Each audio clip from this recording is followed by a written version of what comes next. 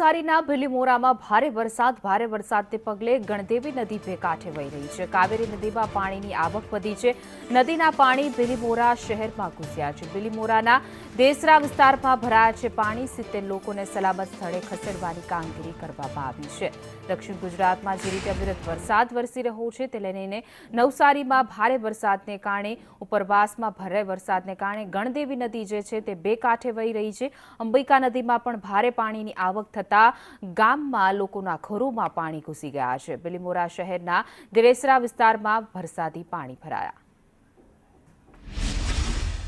ઉપરવાસમાં વરસેલા ભારે વરસાદને પગલે સાથે જ નવસારી જિલ્લામાં જે અવિરત વરસાદ વરસી રહ્યો છે તેને પગલે કાવેરી નદી હવે બે કાંઠે વહેતી થઈ છે। તેને પગલે ભીલીમોરા શહેરની અંદર કાવેરીના પાણી પ્રવેશી ચૂક્યા છે। ત્યારે હાલ જે આપ દ્રશ્યો જોઈ રહ્યા છો એ ભીલીમોરા શહેરના દેસરા વિસ્તારના છે। ભીલીમોરા શહેરના દેસરા નો જે વિસ્તાર છે, દરગાહનો જે વિસ્તાર છે, મેમણ કોલોનીનો જે વિસ્તાર છે, ઘાંચીવાડ વિસ્તાર છે, આ તમામ વિસ્તારોની અંદર પાણી ભરાયા છે અને લોકોની હાલાકીમાં વધારો થઈ રહ્યો છે। આ વિસ્તારની અંદર જો વાત કરવામાં આવે તો 3 થી 4 ફૂટ જેટલા પાણી ભરાયા છે, જેને પગલે લોકો સતત હાલાકી વેઠવાનો વારો આવી રહ્યો છે। આપણે સીધા જ ભીલીમોરા નગરપાલિકાના પ્રમુખ છે મનીષભાઈ, એમની સાથે પણ વાત કરવાનો પ્રયત્ન કરીશું।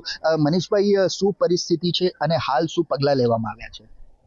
ઉપરવાસમાં વરસાદ વધારે છે અને ભીલીમોરામાં અત્યારે વરસાદ ધીમો થયો છે અને થોડાક નીચાણવાળા વિસ્તારમાં પાણી ભરાયું છે અને થોડુંક આપણે એ શિફ્ટ કરવાની ટ્રાય ચાલુ છે।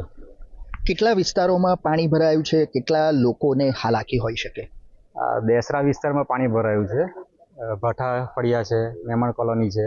આ નીચાણવાળા વિસ્તારમાં થોડું પાણી ભરાયેલું છે, 2 થી 3 ફૂટ જેટલું।